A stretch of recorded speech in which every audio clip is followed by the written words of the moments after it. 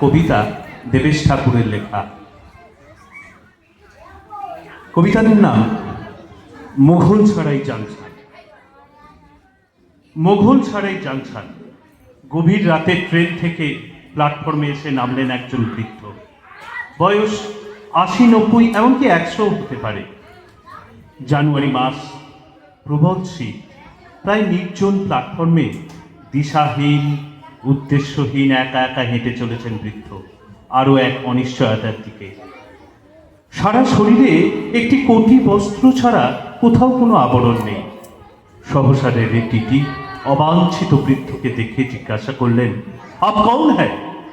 বৃদ্ধ মেরুদণ্ড সোজা করে বললেন, INA।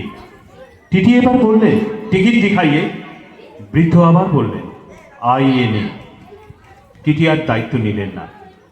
রাষ্ট্র যেমন তার দায়িত্ব তাসের মতো অন্যের হাতে দিয়ে দেয়, সরাসরি সন্দেহভাজন নুজ বৃদ্ধকে নিয়ে টিটি উপস্থিত হলেন ঊর্ধ্বতন কর্তৃপক্ষের সমীপে।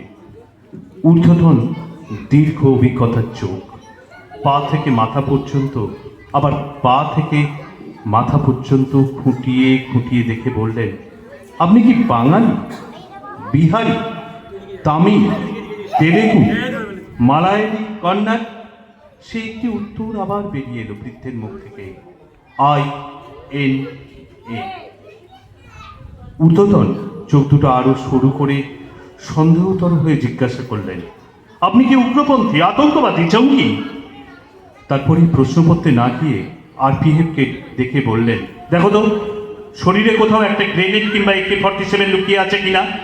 যার শরীরে জানুয়ারির গভীর শীতে একটি কোটি বস্ত্র ছাড়া কোথাও কিছু নেই, সে কোথায় লুকিয়ে রাখবে এইসব মারণাস্ত্র? অযাচক দায়িত্ব আর নিতে চাইলেন না ঊর্ধ্বতন। তার ছেলে বললেন, যাও GRP থানার লকআপে রাত্রি কাটাও। GRP থানার লকআপের হিমশীতল মেঝের পর পড়ে রইল আমার নিরন্ন স্বদেশ, আমার বিপন্ন ভারতবর্ষ। রাত বাড়লে রেলের জমাদারনি দুটো পড়িয়া রুটি বৃদ্ধের মুখে দিয়ে এগিয়ে বললেন, বাবা আগার বুড়া না মানো তো। কতদিন পর, অনশনের পর এই অর্থাসন, এত মমতাময় সম্ভাষণ।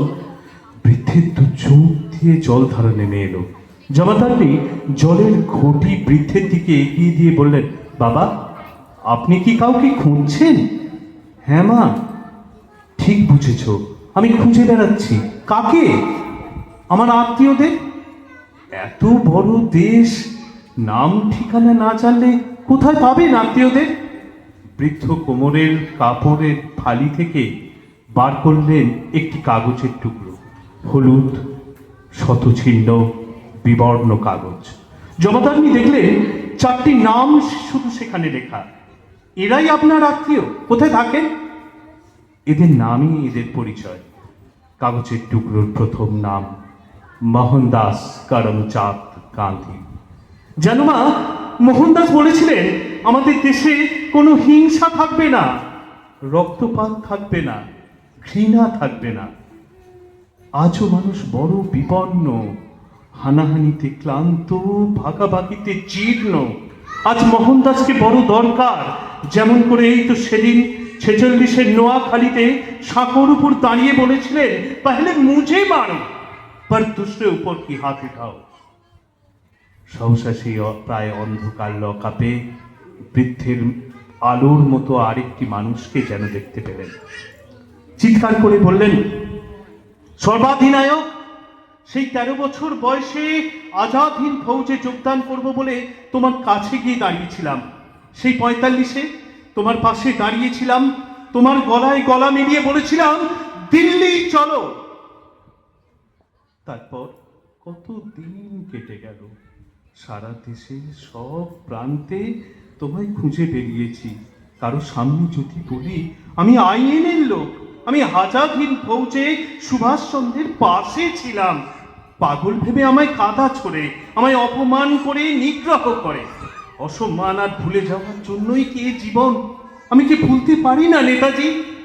আর নেহেরুজি 47-এর 15ই আগস্ট দিল্লির লাল কেল্লা থেকে সরে গেল ইউনিয়নের জ্যাক।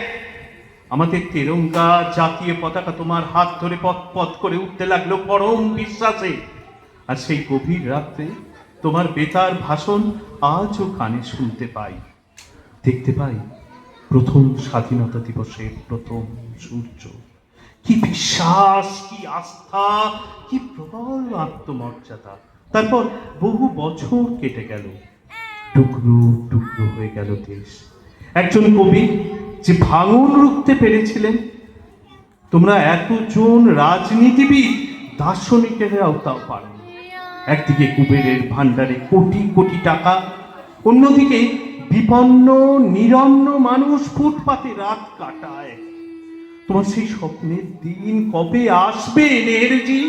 কবে কবে আর কবে সব মানুষ ভাত পাবে, ছাদ পাবে, কাপড় পাবে, স্কুলে যাবে, ওষুধ পাবে? কবে কবে? এবার জিআরপি থানার লকআপে জং ধরা লোহার ফাটক খুলে দেয়া হলো। বৃদ্ধ এক পা করে বাইরে বেরিয়ে এলেন। এদিক ওদিক চেয়ে দেখছেন চারিদিকে রেল লাইন, উত্তরে দক্ষিণে পূবে পশ্চিমে। এ যে কোন একটা ধরে ভারতবর্ষের অন্তরে পৌঁছে যাওয়া যায় ভারতের অন্তরে। বৃদ্ধ হাতে বেড়াচ্ছেন স্বদেশের রাস্তা। রেলের মাইক যেন বলছে, কাও ভাধিস দমিনী, পথ কোথায় বলে দাও। সহসা জমাদারনির 4 বছরের শিশু পুত্র ছুটে এসে দিশাহীন বৃদ্ধের হাত চেপে ধরে বলে, আও আও মেরে সাথ। তোমার সঙ্গে? কোথায়? তুমি কোথায় নিয়ে যাবে হে আগামী শিশু? দুটো হাত ছড়িয়ে দিয়ে শিশু বললে, মেরা ঘর, হামারা ঘর। কোথায় কোথায় সেই ঠিকানা তোমার ঘরে? শিশু আরো বিস্তৃত করে হাত, চিৎকার করে বলে, ভারতবর্ষ, হিন্দুস্তান। চোখের সামনে দেখতে পেলেন সূর্য উঠছে, পূর্ব দিক লাল করে আরেকটা বিশ্বাসের সূর্য। কতদিন পরে বৃদ্ধ উচ্চারণ করলেন, জবাক সমসন কাশ্যন কাশ্যপেয়াং মহাত্মতিং ধন্তারিং সর্বপাপগ্নং প্রণৌত স্মৃতিবাকরং। হে জ্যোতির্ময় রবি, আরো আলো দাও, আরো প্রাণ দাও, তমসা দূর করো। আলো আলো আলো, আরো আলো দাও। জ্যোতির্ময় রবির কথা বলতে মনে এলো আর এক রবি, যিনি বলেছিলেন, জয় হবে মানবতার, জয় মনুষ্যত্বের, জয় ভারতবর্ষের জয়, ভারত আত্মার জয়।